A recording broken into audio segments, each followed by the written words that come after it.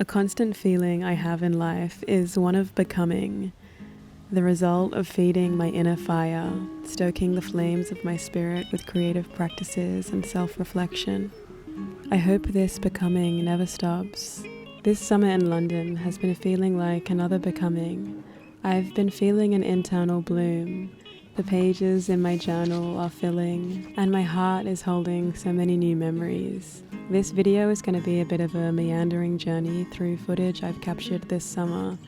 I hope that these summer moments and my reflections and realizations can offer you a sense of lightness and inspiration in your own life. As always, thank you so much for being here.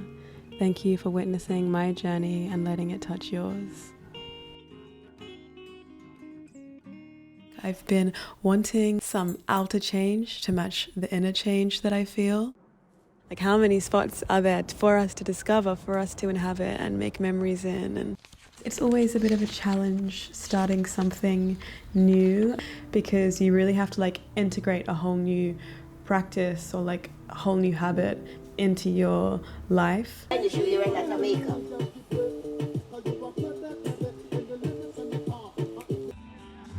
you want to do is just feel the music.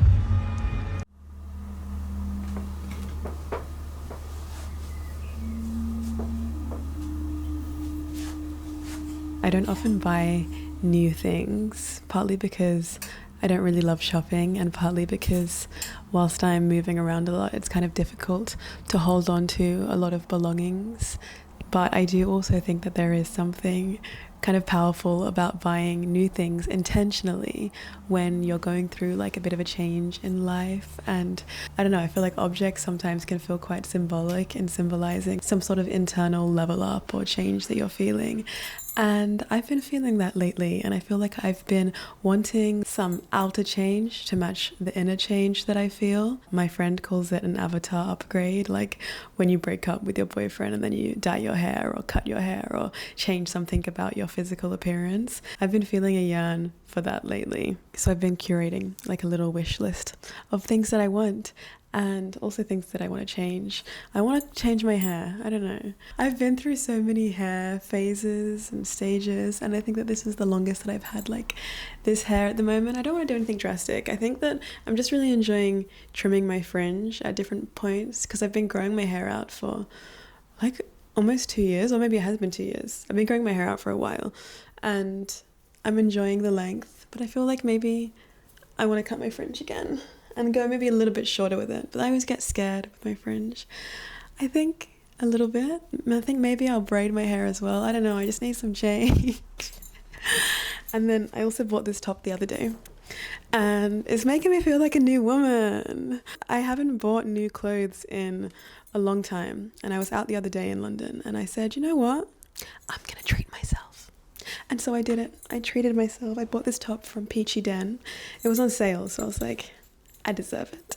And I think it's so cute. I feel very sultry in this top, and you can wear it different ways. So that's a new purchase that's got me feeling like a brand new woman.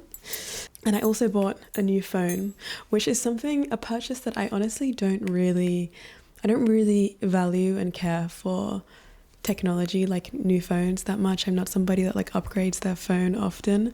But I had an iPhone 12, and she was getting really, really laggy, and I had been putting off getting a new phone for a long time. And so I was like, okay, I'll do it. I'll get a new phone. Buying new technology is not something that makes me feel alive. Let's say I feel like buying a new top makes me feel so much more alive than buying a new phone. And there's a big price difference between the two. But I upgraded, got a new phone. Hopefully this one will last me for a long, long time. But one thing that I do love about my new phone is the case that I have on it. It's a very fun case. It's from a brand called Torras, who have partnered with me for this video. Let me show you the case and show you why I think it's so fun. So I have the Q3 Air case on my phone at the moment, and one of my favorite things about it is that it has this built-in stand which spins 360 degrees. You can adjust it to all different angles for easy hands-free shooting. I can see this being so handy whilst taking photos or even whilst FaceTiming people, or just when you want to have something playing on your phone. There have been so many moments in the past where I have tried to find something to lean my phone against and it's fallen over. So this little built-in stand feels very genius and very, very useful. The clip is also magnetic, which opens up a whole new world of possibility and freedom when you're taking photos and videos, because every magnetic surface is now a tripod. Like these garden chairs sitting outside, all of a sudden I'm like, wow, I can use these to take photos now. Another important thing for me with phone cases is that they are very protective, because I have a bad track record with taking care of my devices. This case gives me peace of mind because it has a 4-meter drop resistance from the built-in air cushions and reinforced corners. It also has an anti-slip grip on the side so that holding the phone is easier and it won't fall out of your hands. If you want to check out Torras to see this case and all the other cases they have available, there is a link in my description.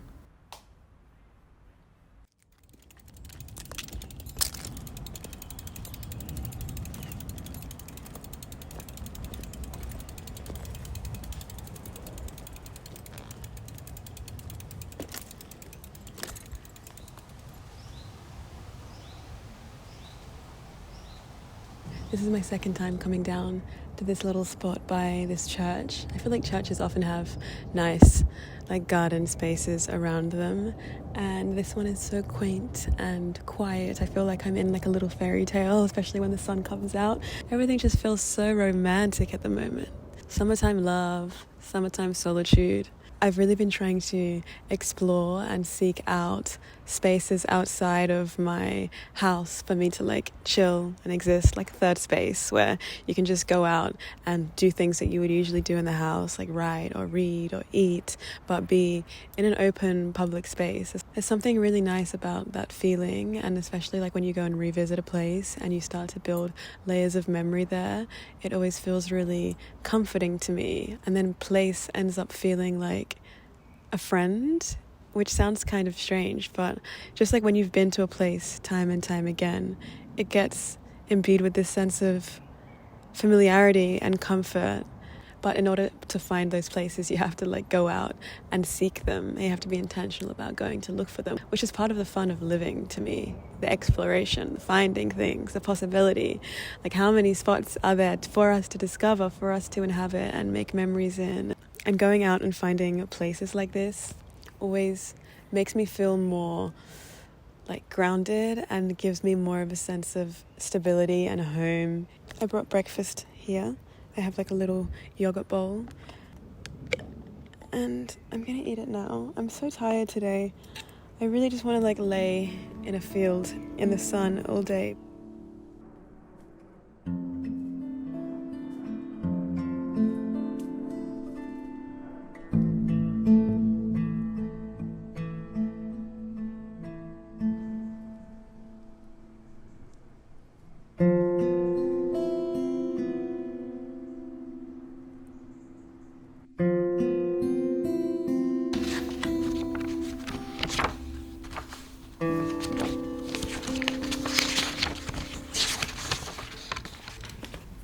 So, hi, I like this view. Hey.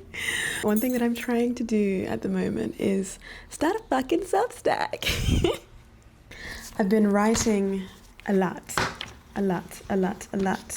Especially, I went on this trip at the end of July to Cornwall. And I went because I wanted to film a video, actually. I had an idea for this video that I wanted to make about inspiration and finding inspiration and creativity and nature, and had such a clear vision, wrote the whole script. I was like, right, I'm going to go to the ocean to film this video. So I booked a train that evening to leave the next morning. It was very spontaneous, but it ended up being exactly what I needed. And I filmed all this footage for the video that I wanted to make. And at the end of the day, when I was filming the video, my camera fell into the ocean. So I had to buy a new camera, and now my SD card just isn't working, so I can't get that footage back. And I was kind of struggling to let go of that idea that I had, the concepts that I had, the footage that I shot, the time I took to do it all. But I think through that process of my camera breaking and needing to get a new one gave me a bit of time to like not be filming, not be making new content. And I felt like that was an opportunity for me to like document more through writing rather than through video. And so I wrote a lot during this trip I took to Cornwall about the journey and how I was feeling and all the reflections of like home I was having whilst I was there, because it was a brand new place, like I'd never been there before, but I felt like I was seeing so many reflections of home just in nature and like quiet moments of silence and solitude. And so I was reflecting a lot about it in my journal, and now I want to turn that writing into like a blog post. I actually used to have a blog when I was a teenager, and I love things that you do at that age because they are so pure, so from your heart, so filled with passion. And that's what my blog was for me. I made it on WordPress, and I used to go out with my DSLR and take photos and like edit them on ViscoCam and do this writing, and it was called The Enthused Adventurist. I think it's still live on the internet. But the person that I was at that time of my life, I think I was maybe like 17 or 18. I think that at that time of my life I was very centered in myself, and then afterwards in my early 20s things got a bit confusing. And then it was this journey of like returning to the person that I was at that time of my adolescence when I had this blog, and I feel like that's who I am now. I'm her, she's me. I feel like I'm honoring her in creating a new blog, a new space to express myself, like with writing and photos, and I'm gonna do it. I can do it. It's always a bit of a challenge starting something new, and like especially starting something new that requires like you to show up and requires consistency, because you really have to like integrate a whole new practice or like a whole new habit into your life. But it's always so possible, and I think that we always can find the time and space if we really want to. So I think I just want to sit down now and kind of go through what I've written in my journal and just type some of it out so that I at least have it digitally so I can see how I want to format it and what I want to share. But this is me starting something new. It's exciting though, like capturing these little moments. Even this little moment, like sitting here right now, is going to become the past in like a year's time. Maybe I'll look back at this and be like, wow, that was when I started my Substack.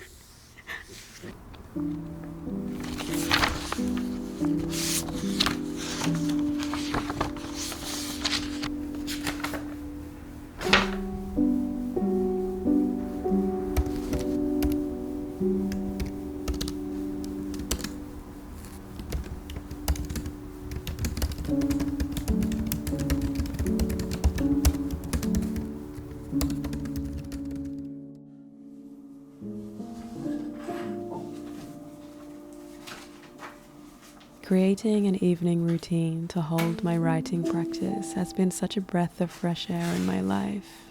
Sitting at my desk with candles lit, tea beside me, piano music playing, and my only focus being writing has been such a wonderful way to catch the drops of inspiration that seep out of my daily experiences. I find myself reflecting on moments throughout the day, or sometimes just simply tuning into the moment, noticing the way candlelight flickers, the way my tea tastes, the way steam curls into the air and dissipates into nothingness. I think it's important to create these moments for yourself as a creative person. I see these evening moments as a net to catch the specks of gold floating in the water of the day. If we don't create these moments, these glimmers will fade away, and inspiration can easily pass us by.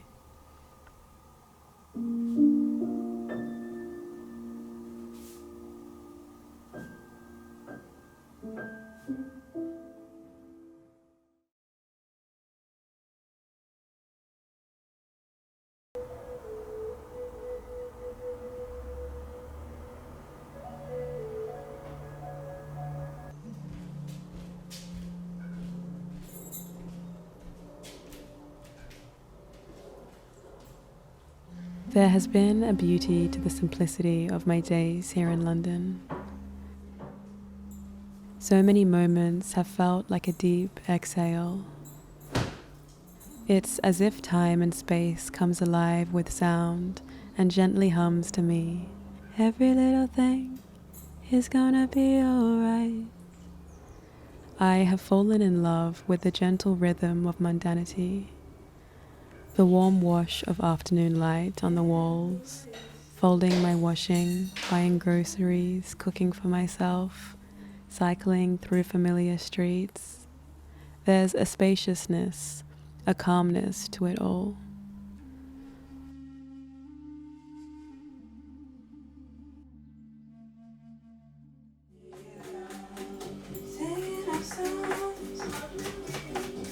One summer's afternoon in July, I went to celebrate my nan's 90th birthday with her. It was a simple and quiet afternoon spent in her house, each room saturated with nostalgia. Hours were spent cooking, listening to reggae, dancing and cleaning. There was a certain sense of beauty that shone from the ephemerality and simplicity of these moments together. You don't love me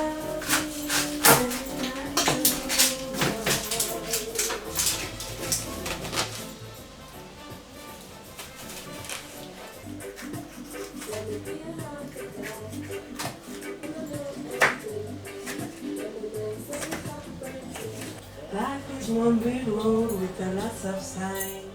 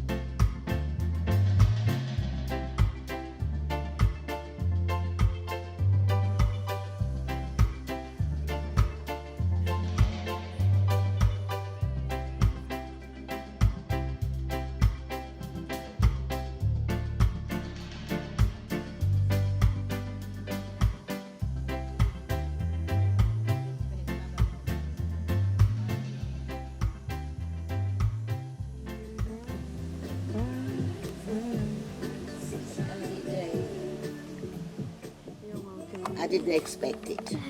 And surprise is good. Surprises are very nice. Yeah, very nice. Jamaica, Jamaica.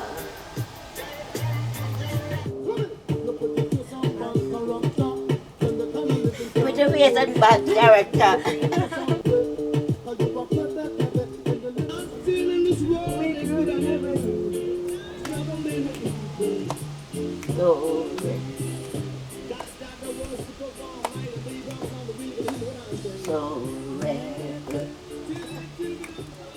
That was good. That was good. That's how I dance to myself. Stand up and dance. Walking down the road.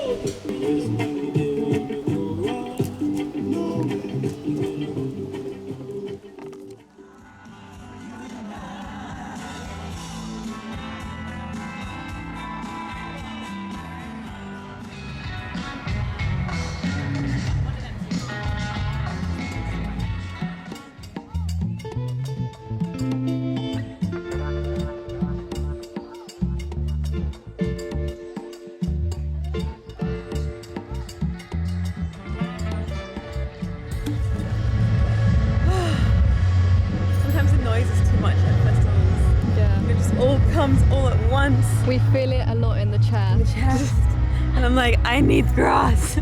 And then we try and find grass and it's all dry. It's so dry. And we just want to lay down and take it in. It's too much to be standing among people at festivals sometimes.